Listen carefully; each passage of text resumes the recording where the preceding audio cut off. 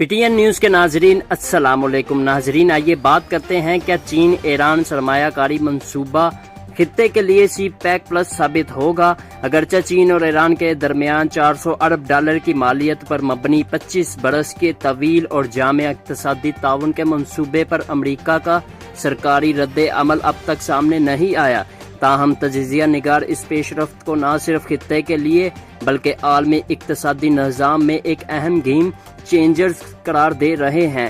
اس معاملے پر گہری نظر رکھنے والے پاکستانی سفارتکار اور تجزیہ کار پاکستان میں پائی جانے والی عمومی بے چینی کے اب چین ایران کے رخ کو یکسر مسترد کرتے ہوئے کہتے ہیں کہ چین اور ایران کا اقتصادی تعاون کا حالیہ معاہدہ چین پاکستان اقتصادی راہداری سی پی ای سی کا متبادل نہیں ہوگا بلکہ اس کو تقویت بخشے گا۔ ایران کی مجبوری اور چین کی ضرورت۔ ماہرین کے مطابق تہران نے چین کے ساتھ طویل المدتی اقتصادی اور انفراسٹرکچر کی تعمیر اور سلامتی کے معاملات میں تعاون کر کے اپنے آپ کو نئے عالمی حالات کے لیے ایک طاقتور ملک بنانے کی کوشش کی ہے، لیکن ایسا کرنے کی صورت میں جہاں ایک جانب وہ امریکہ کے نئے عتاب کا شکار ہو رہا ہے، وہیں دوسری جانب ممکن ہے کہ یہ معاہدہ اسے امریکہ کی مسلسل پابندیوں کی تکلیف سے بھی نجات دلا دے۔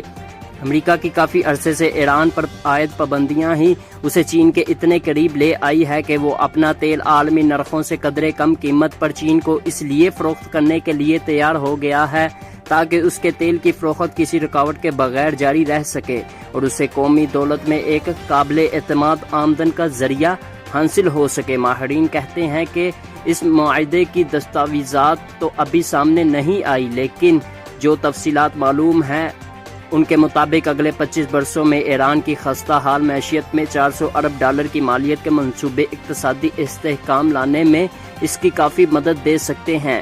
اس کے بدلے میں چین رعایتی نرخوں پر تیل، گیس اور پیٹرو کیمیکل مصنوعات ایران سے خرید سکے گا۔ اس کے علاوہ بیجنگ ایران کے مالی، ٹرانسپورٹ اور ٹیلی موصلات کے شعبے میں بھی سرمایہ کاری کرنے جا رہا ہے۔ اس معاہدے کے تحت بتایا گیا ہے کہ ایران کی تاریخ میں پہلی مرتبہ دونوں ممالک مشترکہ تربیتی مشقوں، ہتھیاروں کی ترقی اور انٹیلیجنس کے اشتراک سے فوجی اور ریاستی سلامتی کے امور میں تعاون کریں گے۔ دونوں ممالک کے درمیان طے پانے والے معاہدے کے مطابق چین کی پیپلز لبریشن آرمی کے 5000 فوجی بھی ایران میں تعینات کیے جائیں گے، لیکن واضح رہے کہ ایران میں اس بات کی مخالف بھی ہو رہی ہے جس میں سابق ایرانی صدر احمد نژاد پیش ہیں۔ اس بات کا بھی امکان ظاہر کیا جا رہا ہے کہ ایران شاید چین کی نئی ڈیجیٹل کرنسی ای ریم کو اپنانے کے لیے مثالی امیدوار ثابت ہو، جس نے ڈالر کو نظر انداز کرنے اور اس کی منظوری دینے والی طاقت کو کمزور کیا ہے۔ یاد رہے کہ ایران اس وقت عالمی مالیت اور بینکاری نظام سوئفٹ سے منسلک نہیں ہے اور وہ ایران سے کسی قسم کا کوئی لین دین نہیں کر رہا۔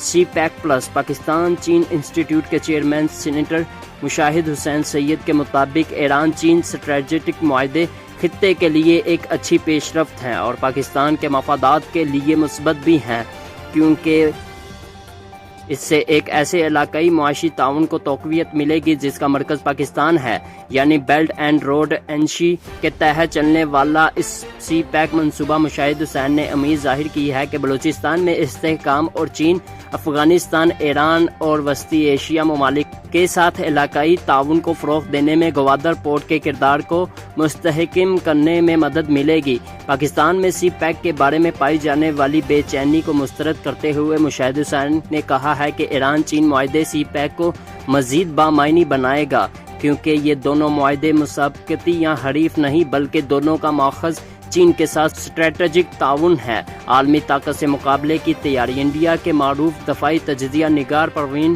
سوہانی نے کہتے ہیں کہ میرے خیال میں خلیج فارس میں علاقائی کشیدگی کے تناظر میں اس معاہدے کو دیکھنا غلط ہوگا۔ چین ہمیشہ ایران اور سعودی مسابقت میں کسی کی حمایت یا مخالفت سے گریز کرتا رہا ہے۔ خلیج فارس میں چین کی بڑھتی ہوئی موجودگی کی بنیادی وجہ اس کی اقتصادی معاملات ہیں۔ وہ کہتے ہیں کہ سعودی عرب اور چین نے بھی 1 سال قبل کافی بڑے اقتصادی معاہدوں پر دستخط کیے تھے، تاہم ایران کے ساتھ چین کے اس تازہ معاہدے کی اہم بات یہ ہے کہ اس سے یہ معلوم ہوتا ہے کہ امریکی پابندیوں نے تہران کو تنہا کرنے کے بجائے اسے چینی کیمپ میں مزید مضبوطی سے آگے بڑھایا ہے۔ اس وجہ سے اس معاہدے کی اہمیت صرف خطے کے لیے ہی نہیں بلکہ یہ عالمی طاقت سے مقابلے کی بھی ایک تیاری نظر آتی ہے۔ پروین سوہانی کہتے ہیں کہ معاہدے کی زیادہ تفصیلات فی الحال دستیاب نہیں، اسی لیے اس کا سی پیک سے موازنہ نہیں کیا جا سکتا، تاہم بڑا فرق ہے اس میں فریقین کے بنیادی مفادات کا متحرک ہونا۔ چین کو تیل کی ضرورت ہے جو اسے ارزاں نرخوں پر ایران سے ملے گا۔ ایران بدلے میں اپنے اقتصادی اور تیل کی پیداواری، بنیادی ڈھانچے اور تجارت میں سرمایہ کاری کا خواہاں ہے جو چین مہیا کرے گا۔ چین ایران تعلقات میں معاشی باہمی تعاون موجود ہے جو چین پاکستان کے معاملے میں نہیں۔ یہ فرق واقعی کس طرح کا کردار کرے گا فی الحال اس بارے میں کچھ نہیں کہا جا سکتا۔ ان کے مطابق ایران کے پاس وہ وسائل موجود ہیں جن کی چین کو شدید ضرورت ہے، یعنی ہائیڈرو کاربن۔ پاکستان کے پاس ایسی کوئی دولت نہیں ہے، لہٰذا معاشی ڈائنامک کے لحاظ سے پاکستان اور چین کے تعلقات چین اور ایران کے تعلقات سے کافی مختلف نوعیت کے ہیں۔ پروین سوہانی کہتے ہیں کہ اگرچہ اس بارے میں بہت سی باتیں ہوتی ہیں کہ پاکستان ایران وسطی ایشیا پر مشتمل راہداری اس خطے کی معاشی ترقی اور بہتری کا باعث بنے گی، یہ بہت طویل مدتی منصوبہ تو ہو سکتا ہے لیکن اس کا کسی قلیل مدت میں واقعہ پذیر ہونا مشکل لگتا ہے۔ ایران اور پاکستان ان صنعتی مصنوعات کو مینوفیکچر نہیں کرتے ہیں جو وسطی ایشیا کے ممالک درآمدات کرتے ہیں، اور نہ ہی وسطی ایشیا برآمدات کے لیے یہ کوئی بڑی منڈیاں ہیں۔ ان کا کہنا تھا کہ چین سے وسطی ایشیا کے ساتھ یورپ تک ایسا انفراسٹرکچر موجود ہے جس کی وجہ سے وہاں سڑکوں اور ریلوے کا ایک جال بچھا ہوا ہے۔ یہ دیکھنا مشکل ہے کہ پاکستان، ایران، چین کے نئے راستے ان پرانے راستوں کا متبادل کیسے بن سکیں گے۔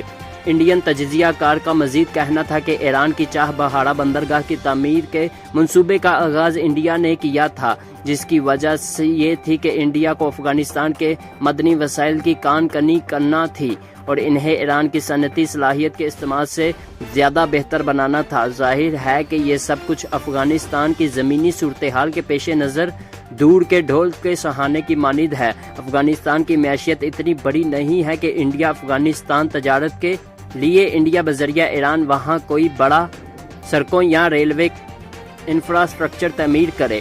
وہ مزید کہتے ہیں کہ پاکستان نے خلیج فارس میں ایران سعودی محاذ آرائی سے دور رہنے کی کافی کوشش کی ہے اور ایسا ہی انڈیا نے بھی کیا ہے۔ اس محاذ آرائی میں دونوں جانب ایک تو اقتصادی مفادات کشش رکھتے ہیں لیکن ساتھ ہی ساتھ اس محاذ آرائی سے جڑے داخلی مسائل بھی موجود ہیں، اس لیے فریقین کے مطابق درمیان توازن برقرار رکھنا وقت گزرنے کے ساتھ ساتھ زیادہ مشکل ہوتا جا رہا ہے، خاص کر کے جب امریکہ اگلے چند برسوں میں یہ طے کرے گا کہ اسے ایران پر مزید دباؤ بڑھانا ہے یا نہیں۔ میرے خیال میں حقیقت پسندانہ طور پر توازن برقرار رکھنے کے سوا اور کوئی آپشن موجود نہیں ہے۔